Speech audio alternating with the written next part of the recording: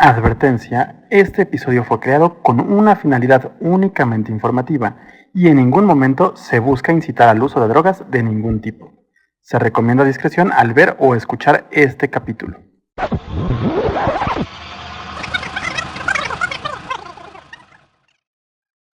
Aunque pueda ser difícil de creer, existe una fuerte relación entre el yoga y las drogas. No por nada, es tan común encontrar consumidores o consumidoras que se dicen yogis y yoginis, personas que han decidido recurrir a las legendarias plantas mágicas como el peyote o la ayahuasca o a sustancias sintéticas como el LSD para poder entrar en contacto con su espiritualidad. En otras palabras, buscan un trance autoinducido mediante el uso de sustancias alucinógenas, cognidislépticas o delirógenas.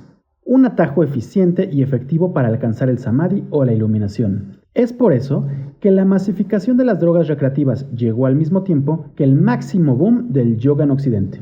Y sí, me refiero a los años 60 y 70 y al surgimiento del movimiento hippie. Pero, ¿realmente existe una relación entre el yoga y las drogas? ¿O estas personas realmente están buscando justificar su adicción?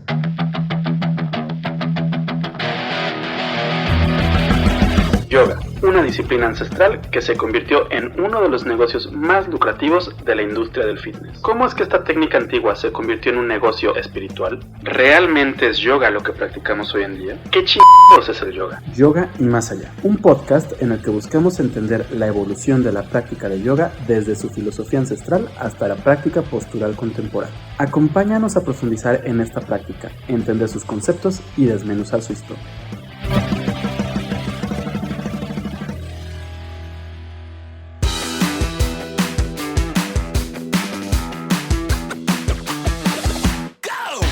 Los siddhis pueden alcanzarse mediante el buen karma de nacimiento, el uso de drogas, la repetición de mantras, el ardor en la práctica o el samadhi, la contentación o unión completa. De esta forma empieza el Kaivalyapada, el cuarto capítulo de los legendarios Yoga Sutras de Patanjali. Bienvenida, bienvenido a Yoga y Más Allá, el podcast en el que buscamos diseccionar la historia y la filosofía del yoga clásico y contemporáneo para poder llevar una práctica informada y libre de cualquier atisbo de violencia y apropiación cultural. Yo soy Rodrigo Delgado, y como podrás imaginar, en este episodio hablaré brevemente sobre la relación entre las drogas y el yoga. Para ello, realizaré un breve recorrido a través de los Vedas. Después retomaré muy brevemente la idea de las drogas en los Yoga Sutras y también la idea que se tenía en el medioevo, en la tradición del Hatha Yoga de los Nath.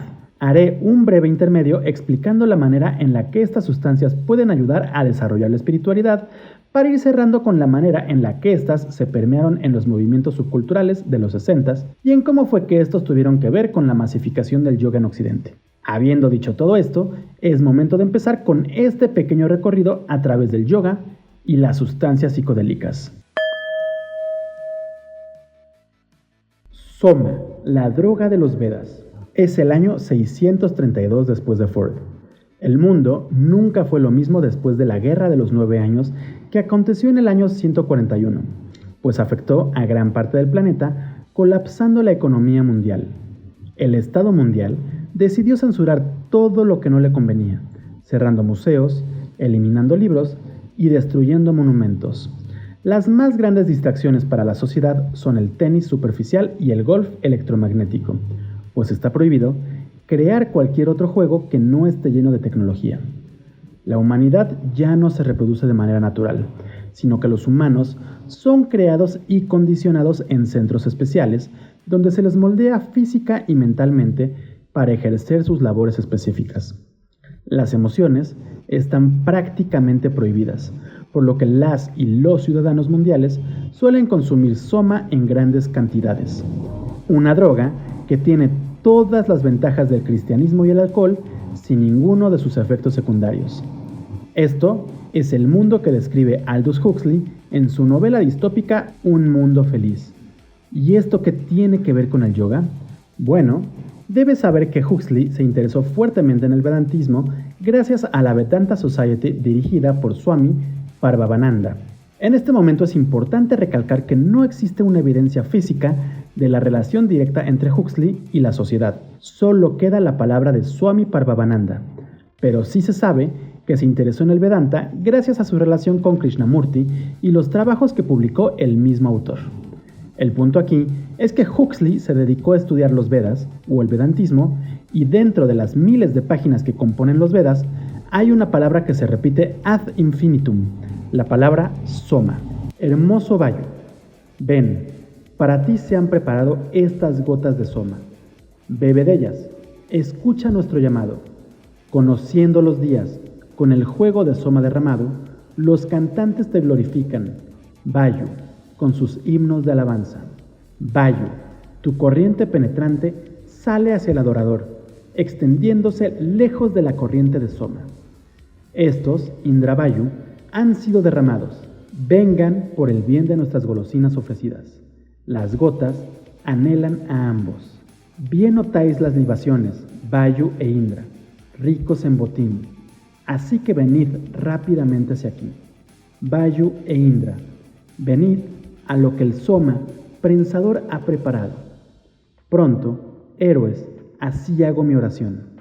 De esta forma empieza el segundo himno del Rig Veda, el más importante entre estos textos sagrados de la India.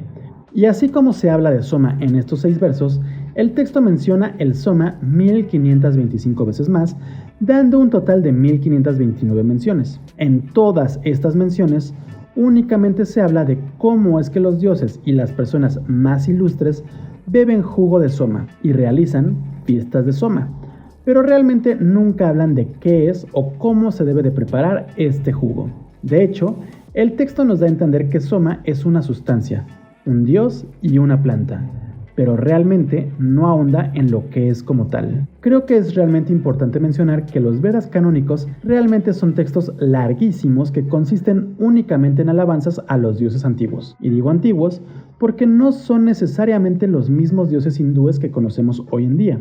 Es por eso que a lo largo de los 10.000 versos que conforman el Rig Veda, únicamente se habla del Soma como uno de los vehículos de la alabanza, evitando que el mundo moderno comprenda qué sustancia o planta era esa droga ritual que se usaba hace miles de años. Por suerte, el conocimiento védico no se quedó únicamente en los Vedas, sino que fue ampliado o profundizado en los Upanishads, un gran número de textos antiguos cuya fecha de composición varía enormemente, en los que se presenta normalmente un diálogo entre sabios y dioses, y en los que se ahonda en la filosofía y práctica Vedanta. Entre los 108 textos del canon del Muktika Upanishad, existen unos cuantos como el Chandogya Upanishad, en los que se habla sobre el Soma como una sustancia ritual y también como una deidad. Sin embargo, aunque se dice que los Upanishads son comentarios que permiten ahondar en la filosofía de los Vedas, la realidad es que ninguno de los textos da indicios reales de lo que pueda ser el Soma. Esto es lo que ha llevado a los y las académicas a tener opiniones muy divididas sobre lo que es el Soma. Hay quienes creen que es parte de la mitología, otras personas creen que puede ser una metáfora secreta de una memoria que se perdió en la mente de los poetas védicos, pero la gran mayoría cree que Soma era una planta con propiedades psicoactivas que se usaba únicamente dentro de ciertos rituales religiosos, pues les permitía entrar en contacto con Brahman, es decir, con Dios o la esencia del universo. Por dar algunos ejemplos de cómo se habla del Soma en los Upanishads, voy a leer algunos versos de los mismos. Bebiendo profundamente el Soma Pana de tu gracia, nos hemos vuelto inmortales. Hemos llegado a lo último. Hemos visto a los Devas. ¿Quién puede hacernos daño? A los humanos no nos falta ese néctar de tu gracia. Este fue el verso 3.2 del Atharvasiras Upanishad, donde se habla de un Soma Pana, es decir, una bebida sagrada hecha con Soma. Así pues, son 6. En un día y una noche hay 21.700 hamsas o respiraciones. Salve, Surya, Soma, Niranjana y Nirabasha, que ese incorpóreo y sutil me guíe o ilumine mi entendimiento. Este fue el 11º verso del Hamsa Upanishad, y en él hablan de Soma como una de las 6 deidades. La 9ª letra de Somamsa debe pronunciarse a sí mismo en orden inverso. Luego, se describe la letra compuesta por 3 hamsas de la forma de la luna, y después debe pronunciarse la 8ª letra en orden inverso. Luego, se la considerará suprema, y a su principio como quinta. Y esto se dice de los kutas, o cuernos, de la luna, entre los diversos vinas o partes de la luna. Acabo de leer del verso 2.18 al 2.20 del Yoga Kundalini Upanishad, un Upanishad tardío, probablemente de la tradición Nath y de corriente Hatha Yogi, y en el que se menciona el Samsara, término que ha sido traducido como una parte de Soma y como luna. De él sale el fuego, del cual el sol es el combustible. Luego la lluvia del Soma, hierbas sobre la tierra, y el varón echa su semilla en la mujer. Así nacen del espíritu estos muchos pueblos. Mientras que en el quinto verso del Mundaka Upanishad se habla de una lluvia de Soma. Y así como de estos ejemplos, podría dar unos cuantos más en los que se abren muchas más interrogantes que respuestas. Lo importante aquí es entender que para poder entrar en comunión con las deidades, en la antigua Indostán se solían usar plantas o sustancias, probablemente psicoactivas, que les permitían entrar en un trance de iluminación. Las drogas patanjálicas y de los Hatha Yogis. Los poderes sobrenaturales vienen o se obtienen por nacimiento o a través de drogas, los encantamientos, las austeridades o la concentración. Así inicia el Kaivalyapada, el cuarto capítulo de los legendarios Yoga Sutras de Patanjali. Si has leído este texto y estás segura o seguro de que nunca se menciona la palabra droga dentro del mismo, te invito a buscar y leer diferentes versiones de este sutra para que veas la gran variedad de traducciones que existen. El punto aquí es que Patanjali usa la palabra Aushadhi dentro del Sutra 4.1. Este término es bastante complejo, pues es usado de diferentes formas en tradiciones budistas, hinduistas, shivaístas e incluso en la astrología, pero para fines prácticos suelen traducirlo como hierba. Ahora, es importante mencionar que el término Aushadhi deriva de la palabra Oushadhi, que significa portador de luz y que se refiere a las plantas. Por lo mismo, se dice que Aushadhi se refiere a las plantas medicinales o drogas naturales que ayudan a curar el cuerpo y la mente. Un gran número de académicos, académicas y gurús cree que dentro del sutra se habla de algún tipo de planta que permite cambiar el estado mental, permitiéndole alcanzar la luz del portador, es decir, de Brahman. Es por eso que encontrarás diferentes comentarios y traducciones en las que se asegura que Patanjali habla de drogas en el Sutra 4.1. Claro, aquí es muy importante mencionar que muchos de los gurús que hablan de las drogas en los sutras patanjálicos son gurús que hicieron fama en la segunda mitad del siglo XX, justo en el apogeo del movimiento hippie y la masificación de las drogas. El flujo de Soma que ahí se encuentra es lo amado por Shiva. La abertura de la divina Sushumna debe ser llenada por él desde atrás con la lengua. Cuando se llena completamente Sushumna desde la parte superior del paladar, eso también es Kekari. Con una práctica asidua, el Kekari Mudra conduce al Unmani. El verso 4.44 del Hatha Yoga Pradipika, el libro de Hatha Yoga clásico más difundido en la escena del yoga occidental, inicia hablando del flujo de Soma que se encuentra en el Vyoma Kakra, o la rueda del cielo.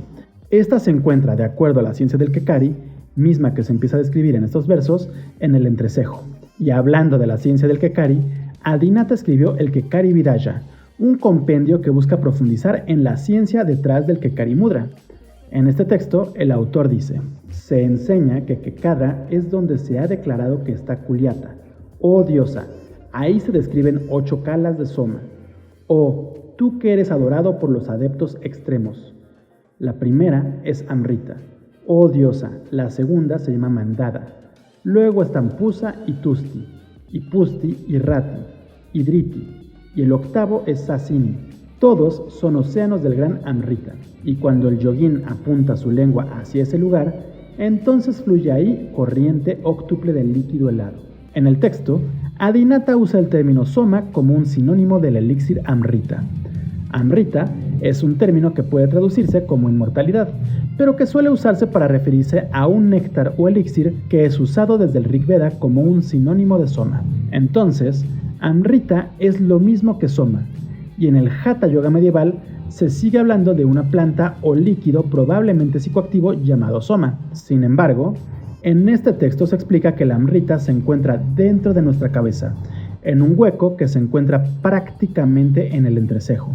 Entonces, para poder alcanzar la inmortalidad del alma, liberándose del samsara o del ciclo de renacimientos, el practicante de yoga debe realizar el Kekari Mudra, es decir, beber ese néctar de los dioses. Pero la lengua humana se encuentra limitada por el frenillo.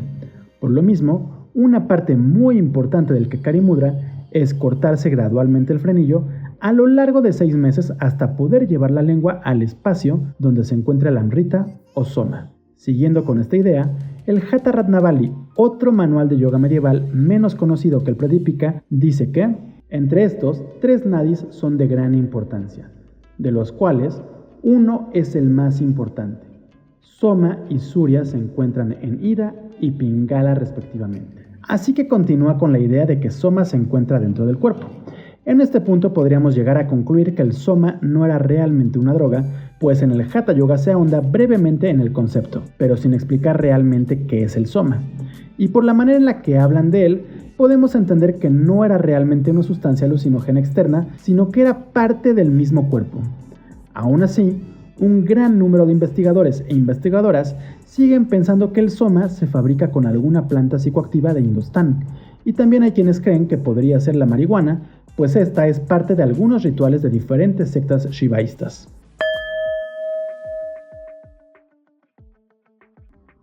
Las drogas y la iluminación. Entonces, el yoga ancestral pudiera o pudiera no tener nada que ver con las drogas, pero ¿realmente existe una relación entre las drogas y el yoga? Sí y no. Para responder esta pregunta, lo primero sería entender la finalidad de la meditación y la espiritualidad. Como sabrás, cuando meditamos en forma, lo que buscamos es alcanzar un estado de iluminación, mismo que puede llegar cuando paramos las fluctuaciones mentales y prestamos atención a nuestro interior. Aunque suena una tarea fácil, pues solo implica sentarse y poner la mente en blanco, la realidad es que es una tarea increíblemente difícil, pues entrar en un trance introspectivo de esta forma es sumamente complicado. Pero existen plantas y sustancias artificiales que nos permiten entrar en esos trances similares al samadhi. Plantas como el peyote, el ayahuasca o los hongos, mismos que han sido usados durante siglos por diferentes grupos originarios de México y del resto de Latinoamérica como plantas sagradas y mágicas que les permiten entrar en contacto con sus dioses o con la naturaleza. El punto aquí es que estas sustancias pueden provocarnos un samadhi inducido, mismo que nos permitirá entrar en contacto con nuestro interior, con la naturaleza y o la deidad a la que sigamos. Experiencia que nos puede acercar a la espiritualidad de una manera rápida y directa. Pero si ninguna de estas plantas fueron usadas hasta donde sabemos por los yogis clásicos, ¿por qué hay tantos yogis y yoginis contemporáneos que hablan de las experiencias con estas plantas? Para responder esta pregunta, debemos viajar en el tiempo a los años 50, 60 y 70 del siglo pasado. La masificación del yoga y las drogas. En 1952, Robert Graves publicó un reportaje para el periódico Siva de Nueva York en el que hablaba sobre los hongos en México. En su artículo, el escritor británico relató que los frailes católicos que llegaron con la conquista llegaron a atestiguar cómo es que los nativos usaban ciertos hongos durante ciertos cultos ancestrales. Fue así que Robert Gordon Wasson, un banquero estadounidense aficionado a la micología, se empezó a interesar en los hongos rituales de México, pues llevaba investigando los usos de los hongos en diferentes culturas desde 1927. El interés del banquero fue tal que en 1955 decidió realizar un viaje en compañía de su esposa Valentina Pavlovna para adentrarse en la Sierra Mazateca para conocer más sobre las plantas mágicas mexicanas. Durante el viaje, conocieron a María Sabina, quien les permitió presenciar diferentes ceremonias y les explicó todo sobre el ritual de los hongos. Toda la investigación fue publicada el 13 de mayo de 1957 en la revista Life, hecho que trajo la atención de un gran número de personas que viajaron a la sierra para experimentar el poder de los hongos visionarios. Y como María Sabina fue mencionada en el artículo, la curandera y chamana mazateca adquirió fama en todo el mundo, lo que le llevó estabilidad económica, pero también la llevó a ser acusada por miembros de su comunidad por lucrar con la cultura de su pueblo. Entre las personas más interesadas en las plantas mágicas se encontraban personajes como Jack Kerouac y Allen Ginsberg, quienes lideraron, por así decirlo, el movimiento beatnik, y de esta forma influenciaron directamente en el surgimiento del hipismo. En aquel entonces, el yoga estaba empezando a insertarse en los círculos intelectuales estadounidenses gracias a personajes como Indra Devi. Por otro lado, el tema de las drogas recreativas empezó a popularizarse fuertemente con el nacimiento del movimiento hippie. Y como el yoga estaba popularizándose fuertemente, las y los hippies terminaron adoptando esta disciplina. Claro, en aquel entonces el yoga era principalmente meditativo, gracias a la influencia de Vivekananda, pues el yoga físico de Indra Devi, aunque se había popularizado, no se había masificado. Entonces, un gran número de gurús empezaron a impregnar las mentes de las y los hippies, enseñándoles todo sobre el yoga y el samadhi o iluminación. Curiosamente, descubrieron que el uso de las drogas recreativas podía ayudar a vivir la iluminación de una manera más sencilla, permitiendo que un gran número de personas, entre las que se incluye el pseudo-gurú Osho, pensaran que la iluminación llega con las drogas.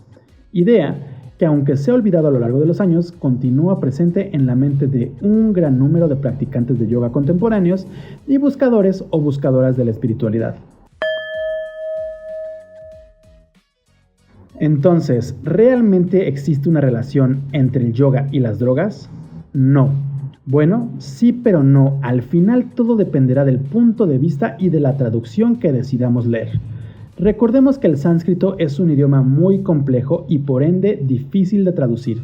Y si a esto le sumamos todas las interpretaciones que se han dado a la mayoría de los conceptos filosóficos y teológicos dentro de los textos antiguos, podemos concluir que todas las traducciones que han llegado a nuestras manos han sido manipuladas de una u otra forma. Esto hace que encontremos versiones completamente diferentes de cada uno de los textos. De esta forma, una persona que quiera justificar el uso de las drogas en el yoga podría usar una traducción que literalmente las justifique, como es el caso del fragmento de los Yoga Sutras que compartí, y alguien que esté completamente en contra podría traducir ese verso con cualquier otro concepto como hierbas o algo similar. Por otro lado, a lo largo de este episodio hablé brevemente sobre el soma y el cómo se menciona este concepto en los Vedas, Upanishads y diferentes manuales medievales. Como lo platiqué, lo usan para referirse a una bebida, una planta e incluso una deidad védica, pero nunca ahondan en la naturaleza del soma. Esto es lo que ha permitido que se interprete el concepto de 1000 maneras diferentes, diciendo que es una planta o un psicotrópico, pero la realidad es que nadie sabe lo que es. Además, si nos enfocamos en los textos medievales, usan el soma y el amrita de una manera indistinta para referirse a un néctar de inmortalidad al que se puede acceder a través de un hoyo en el entrecejo, obviamente por dentro del cráneo. Por lo tanto, podemos concluir que el término soma es algo más esotérico y realmente no es una droga. Pero tampoco podemos llegar a asegurarlo porque, como lo dije, todo se presta a interpretaciones. Y si me preguntan si las drogas naturales o sintéticas pueden ayudarte a alcanzar el samadhi, yo te diría que sí, pero en la realidad no alcanzarás un samadhi o iluminación superior como el que se menciona en los textos. De hecho, únicamente te llevarán a un trance que puede tener o no sentido.